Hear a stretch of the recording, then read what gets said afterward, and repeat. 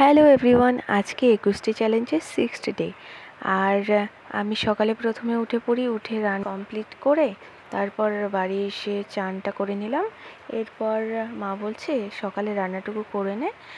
তো প্রথমে আমি রান্নাটা করি। আর হ্যাঁ, আজকে তোমাদের সঙ্গে কিছু ইম্পর্ট্যান্ট কথা শেয়ার করব, তো ভিডিওটা অবশ্যই দেখতে থাকো তোমরা। থাম্বনেল দেখে হয়তো তোমরা বুঝতেই পেরেছো যে আমি কী নিয়ে কথা বলবো। তো বেশি কথা না বাড়িয়ে আমি মেন কথায় আসছি, কারণ সময়ের সবারই দাম আছে। সময়টা নষ্ট করা একদমই দরকার না, আমি তোমাদেরও বেশি সময় নষ্ট করব না। তো তাড়াতাড়ি করে আমি মেন পয়েন্টে আসছি।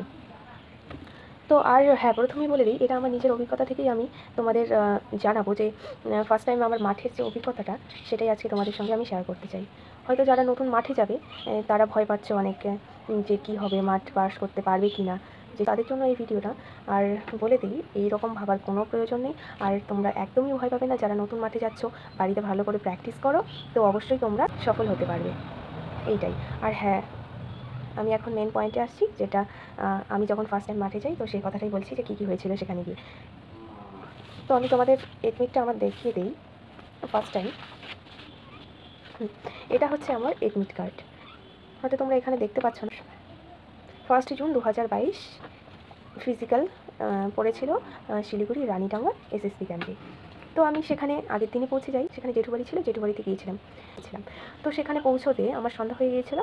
সন্ধ্যার সময় আমি শিলিগুড়ি পৌঁছে যাই, তারপর জেঠুবাড়িতে থাকি। তো সেদিন রাত্রে তাড়াতাড়ি করে ঘুমিয়ে পড়েছিলাম। তাই আমার জন্য যত সব খাওয়ার জিনিস লাগে ওই সব আগের থেকে কিনে রাত্রে এনেছিল, যাতে সকালে পরে না, দোকান খোলা থাকবে না, তাই রাত্রে নিয়ে এসেছিলো যা যা খাওয়ার জিনিসের দরকার হয়।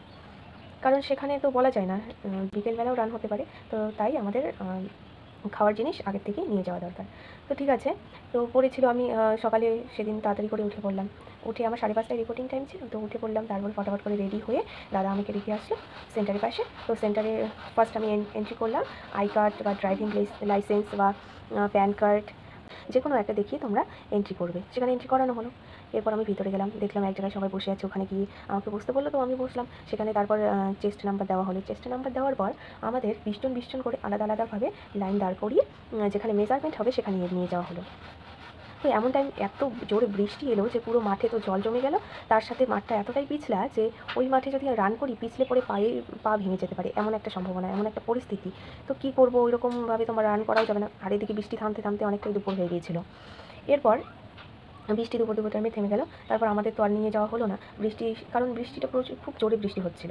তো ওখানেই বসেছিলাম, যেখানে আমাদের চেস্ট নাম্বার দেওয়া হয়েছিল, ওখানে বসে অনেকক্ষণ ছিলাম। বৃষ্টি থামলো দুপুর টাইম, তারপর আমাদের নিয়ে যাওয়া হলো। তারপর একটা ফর্ম দেওয়া হলো, সেই ফর্মটা ফিল করে ওদেরকে দিয়ে দিলাম। এরপর আমাদের মেজারমেন্টের কাজ এক এক করে চলছে। আর আমি ছিলাম 6 নম্বর ব্যাচে। আর সেখানে 20 জন 20 জন করে যে আমরা আছি, তো 2 জন করে অফিসার থাকে, 2 জন অফিসারের আন্ডারে 20 জন 20 জন করে এইভাবে করা হচ্ছিল সেখানে। তো মেজারমেন্টের কাজ শেষ। সেখানে মেজারমেন্টের মধ্যে সেখানে হাইট মাপা হলো, ওয়েট মাপা হলো। এরপর হচ্ছে ফিঙ্গারপ্রিন্টের কাজ, তাকে কিছু ডকুমেন্টসের কাজ থাকে, সেগুলো করানো হলো। আর এদিকে বৃষ্টিও থামলো। মাঠে তো পুরো জল জমেছিল। আর ওই জলগুলো কয়েকজন এসএসপি কী করছেন, ওনারা মাঠটা ঝাড়ু দিচ্ছে। আর কেউ জল নিয়ে বালতিতে যে জলগুলো জমেছে ওই জলগুলো তুলে নিয়ে অন্যদিকে ফেলছে। আর কেউ কেউ ঝাড় দিয়ে মাঠটা শুকোনোর চেষ্টা করছে। তো সেভাবে কিছুটা শুকোলো, কারণ বৃষ্টি থামার পর একটু হালকা রোদ উঠেছিল। তো ওইভাবে মাঠটা কিছুটা শুকিয়েছিল। তো আমাদের এমন করতে করতে 5:30টা বেজে গেল। আমাদের সবারই মেজারমেন্ট কমপ্লিট। এবার আমরা রানের জন্য রেডি হয়ে আছি। তাহলে এবার রান শুরু হবে। 5:30টায় আমাদের রান শুরু হয়ে গেল। তো ফার্স্ট ব্যাচ প্রথমে গেল। তো যখন ফার্স্ট ব্যাচে রান করছে, তো আমি তো দেখছি ভালোভাবে, আমি বসে দেখছি যে কীভাবে রান করে না করে। আর মাঠটা 400 মিটারের ট্র্যাক ছিল, আর 4 পাক দিতে হয়েছিল আমাদের, যেহেতু 1600 মিটার, 8.5 মিনিট। তো ঠিক আছে, এবার এমন করতে করতে ফার্স্ট ব্যাচ গেলো, সেকেন্ড ব্যাচ গেলো। ওদের আমি দেখছি যে এত আস্তে রান করছি, তাও পেরে যাচ্ছে। ওদের দেখে তো আমার অনেকটাই কনফিডেন্সটা বেড়ে গেল। পর আমাদের ব্যাচটা যাবে, তো আমরা গেলাম সেখানে। তো রান শুরু করলাম। রান শুরু করার পর 1 রাউন্ড থেকে সেখানে বলে দেবে, 1 রাউন্ড হলো 2 রাউন্ড দিলে, মানে ওখানে অনেক ভালো ব্যবস্থা। ওরা সবাই বলে দিচ্ছে যে ওখানে তোমরা যাদের আন্ডারে আছো, যে 2 জন অফিসারের আন্ডারে, ওরা বলে দিচ্ছে যে তোমার এক হয়েছে, টাইম কত হয়েছে, সব কিছু ওখানে বলে দিচ্ছে। এই ফ্যাসিলিটিটা ভালো লেগেছে আমার অনেকটাই। তো আমার রান কমপ্লিট হলো, রানে পাস করলাম। এরপর আমাদের এক জায়গায়, যারা আমরা পাস করেছি তাদের এক জায়গায় দাঁড়িয়ে ফটো নেওয়া হলো। আর যারা ফেল করেছে, রান করতে পারেনি, তাদের অন্যখানে গিয়ে ওদেরও ফটো নেওয়া হলো। তারপর আবার সেম প্রসেস। পরে আবার আমাদের ফর্ম দেওয়া হলো একটা।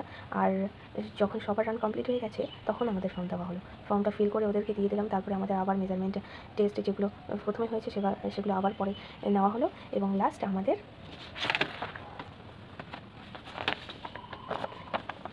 তুমি যে পাস করেছো বা ফেল করেছো তো ওদেরও একটা দেওয়া হয়, আমরা যারা পাস করেছি কোয়ালিফাইড করেছি তাদেরও একটা দেওয়া হয়। তো আমার এখানে থাকবে তো এই ফর্মটাতে তোমার নাম, রোল, তুমি ফিমেল না মেল সেটা, তুমি রাইট হ্যান্ড না লেফট হ্যান্ডের সেটা, আর ওয়েস্ট বেঙ্গল তোমার স্টেট কোনটা সেটা, এগুলো লেখা থাকবে। আর এখানে লেখা থাকবে তোমার হাইটটা কত, যেটা মেপেছিল ওরা সেটা এখানে লিখে দেবে।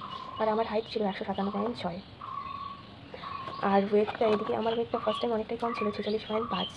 আর হ্যাঁ, তোমরা যেটা বাড়িতে হাইট মাপবে সেটা ওখানে অ্যাকুরেট যেটা বাড়িতে মাপো সেখানের থেকে তো একটু কমবেই, এইটুকুই। তো এইভাবে এটা দেওয়া হলো। তারপর আমরা সবাই পাস করেছি সবাইকে একসাথে দাঁড় করিয়ে একটা ফটো নেওয়া হলো, এবং তারপর আমাদের এক এক করে লাইন ধরে সেন্টারের বাইরে তারপর আমরা চলে আসলাম। এই প্রসেস হয়, হয়তো বুঝতে পেরেছো তোমরা।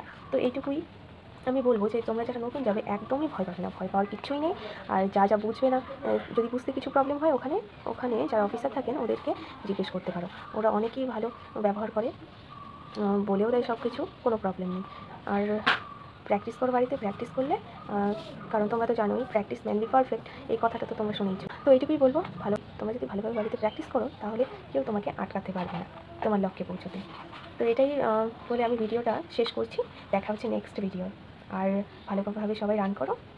অল দ্য বেস্ট সবাইকে।